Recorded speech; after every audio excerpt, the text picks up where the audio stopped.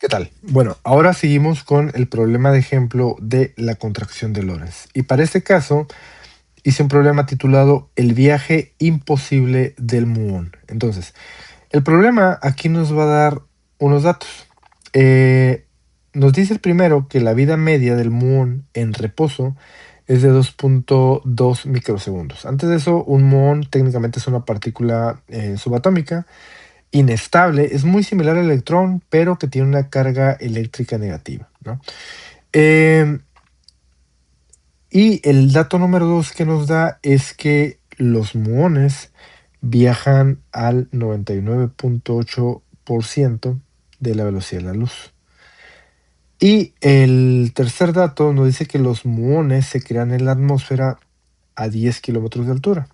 Y esto es debido a los impactos de rayos cósmicos. Técnicamente, eh, lo que tiene que recorrer el muón desde donde se crea hasta llegar a la Tierra para ser detectado tiene que recorrer una distancia de 10 kilómetros de altura. Es decir, si aquí está la superficie terrestre y esta tiene una altura de 10 kilómetros de donde se produce el muón, pues el muón para ser detectado aquí abajo tendría que recorrer esa distancia de 10 kilómetros. Pero aquí tenemos algo que dice la vida media, que es 2.2 microsegundos. Entonces, si nosotros usáramos clásicamente, esto debería ser imposible que los detectemos, ¿no? Clásicamente vamos a usar física newtoniana, donde técnicamente tenemos que la distancia va a estar dada por la velocidad por cierto tiempo, pues aquí simplemente la distancia con esa vida media y con esa velocidad, la distancia que recorrería el muón, pues va a ser simplemente, aquí voy a abrir un corchete, 0.998. La velocidad de la luz es aproximadamente 3 por 10 a la 8 metros sobre segundo. Y esto multiplicado por el periodo de tiempo que vive el muón, que en este caso son 2.2 microsegundos. Esto es 2 por 10 a la menos 6, 2.2, ¿no? Aquí déjenme, me comí un 2 ahí.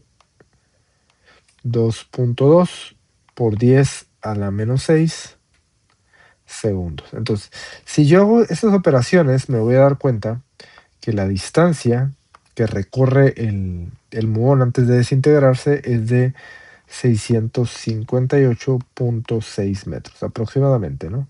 Entonces, técnicamente no alcanzaría a ser detectado, se quedaría más o menos como por aquí. Ahí y desaparecería para toda la eternidad, ¿no? No habría manera de detectarlo, pero sí los detectamos y los detectamos todos los días por miles. Entonces, los muones que son producidos en la alta atmósfera sí que los detectamos aquí abajo. Entonces, tiene que pasar algo, ¿no? Y para eso vamos a entrar ahora con lo que es la relatividad y lo que es específicamente la contracción de Lorentz. Entonces, desde el punto de vista del muón, en este caso, él no es que viva más tiempo. Para él, el reloj, su reloj biológico marca lo mismo, 2.2 microsegundos. Lo que sí ocurre es que al moverse tan rápido, la Tierra y su atmósfera se contraen. Es decir, es como si yo agarrara esa atmósfera y la aplastara, ¿no? Y técnicamente esta cosa va a sufrir un cambio, se va a aplastar. Esa distancia que recorre se aplasta, se comprime. Entonces, aquí yo voy a aplicar transformaciones de Lorentz. Entonces, aplicando las transformaciones, la contracción de Lorentz,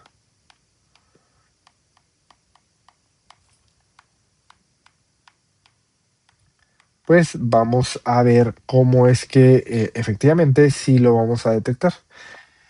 Entonces, lo primero es calcular el factor de Lorentz, ¿no? En este caso gamma. Entonces, este dato nos va a decir qué tanto se estira el tiempo o se escoge el espacio, se encoge el espacio. Entonces, aquí el factor gamma, pues sabemos que es 1 entre la raíz de 1 menos b cuadrado entre c cuadrado. Y como aquí este término es 99.8% de la velocidad de la luz, pues esto va a ser igual a 1 entre la raíz de 1 menos 0.998 al cuadrado.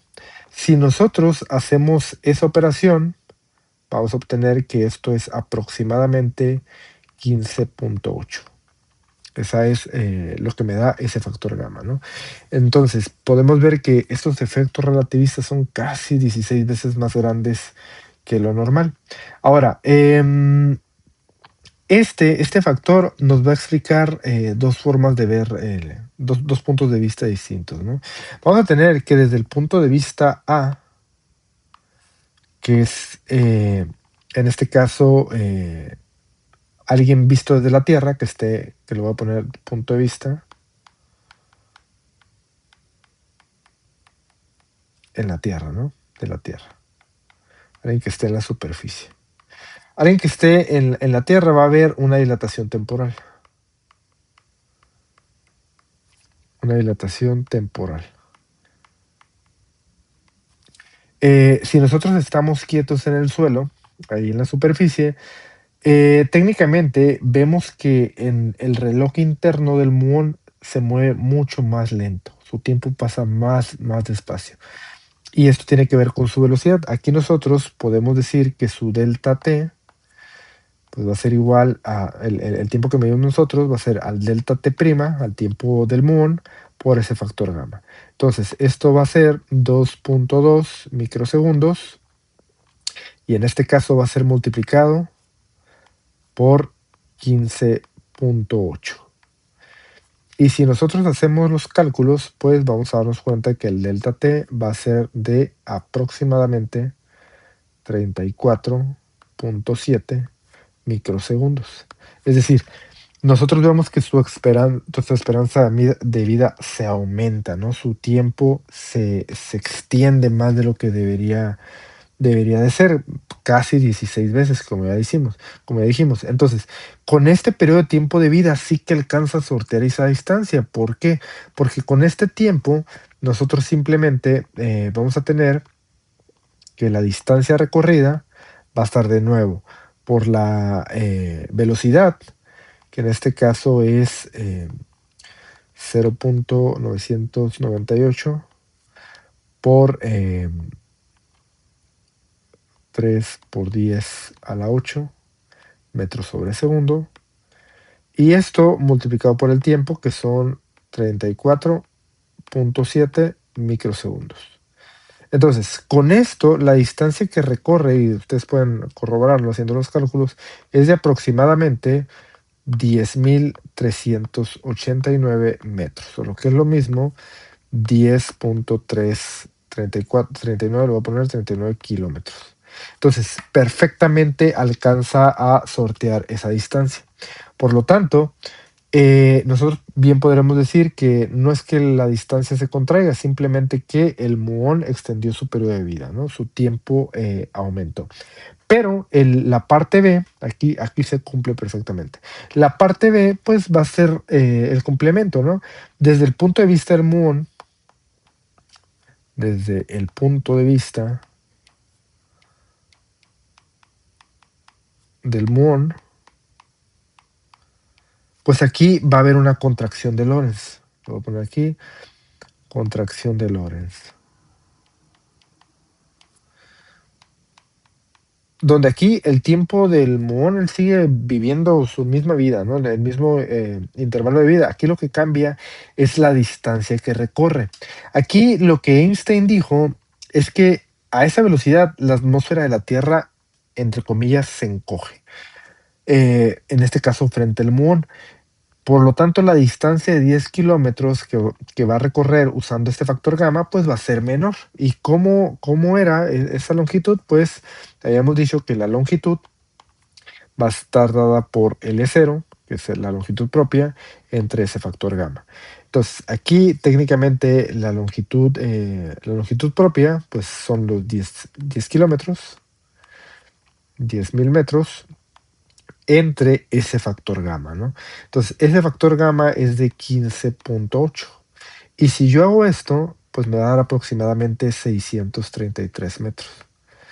Esto es lo que el muón en su perspectiva ve que recorre, va a recorrer simplemente 633 metros. Perdón, es la distancia que el muón ve que separa la atmósfera de la superficie. Él dice, no, la distancia que yo mido es de 633 metros.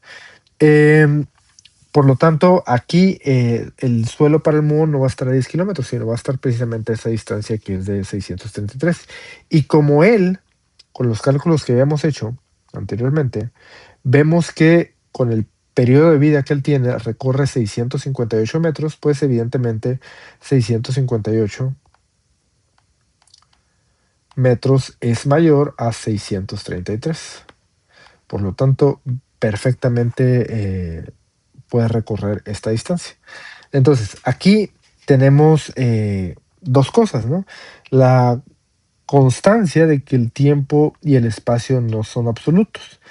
El tiempo se va a estirar para nosotros en la superficie o, en este caso, para el muón, la distancia se va a cortar. Y bueno, este es el problema de ejemplo. Espero que les haya quedado un poco más claro y nos vemos en el siguiente video. Adiós.